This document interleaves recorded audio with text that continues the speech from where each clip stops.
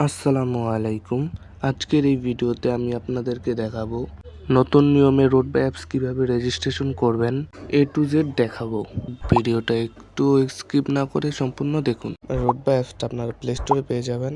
প্রথমে মোবাইলের play store open করুন এবং সার্চ অপশনে গিয়ে সার্চ করুন রোডবা।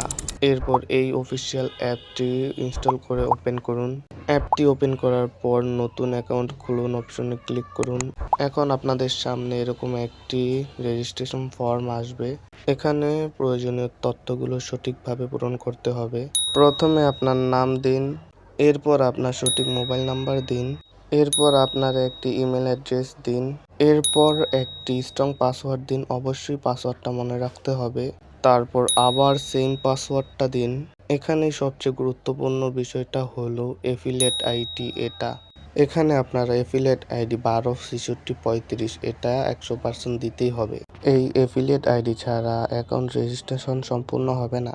এরপর প্রাইভেট পলিসি এই অপশনে ক্লিক করে টিকমার্ক করে দিবেন। এরপর অ্যাকাউন্ট খুলুন অপশনে ক্লিক করুন। তারপর আপনাদের অ্যাকাউন্টটা খোলা হয়ে যাবে। আপনারা এইভাবে অ্যাকাউন্টটা রেজিস্ট্রেশন করবেন।